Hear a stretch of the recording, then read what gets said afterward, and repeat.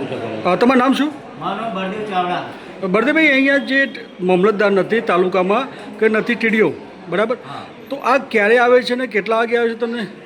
હવે અહીંયા પ્રશ્ન એ હ કે એમની રાહ જનતાને જોવી પડે કે સાહેબ ક્યારે આવે, સાહેબ ક્યારે આવે। સાહેબ હવે રેગ્યુલર ટાઈમે આવતા ના હોય ને એવું ચોખ્ખું દેખાડ્યું। અત્યારે તમે ટાઈમ જોઈ લો, અત્યારે ટાઈમ થયો 11:37, બરોબર।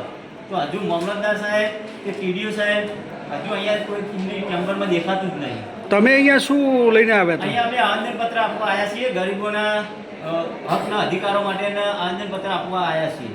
અને ગામની અંદર ગંદુ પાણી, ગટરનું પાણી અને પીવાનું પાણી એ મિક્સ થઈને આજે જનતાને પીવું પડે અને આ લોકો વાપરવા તૈયાર નહીં। અમે જ્યારે આવીએ ત્યારે આ લોકો ટાઈમસર કોઈ આવતું નહીં।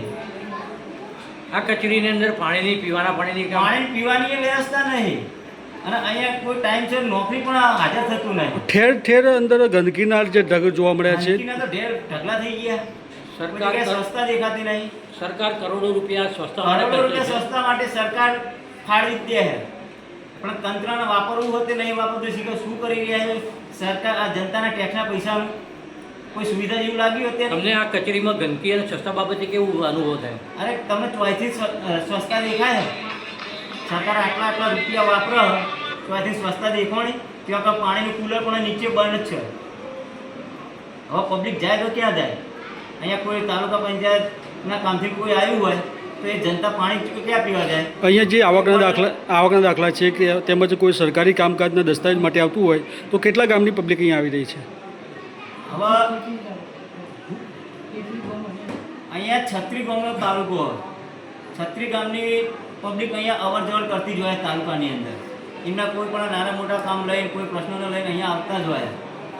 તો આ સરકારી બાબુઓ ટાઈમસર નહીં આવતા એ અત્યારે તમે ખુદ જોઈ રહ્યા હો।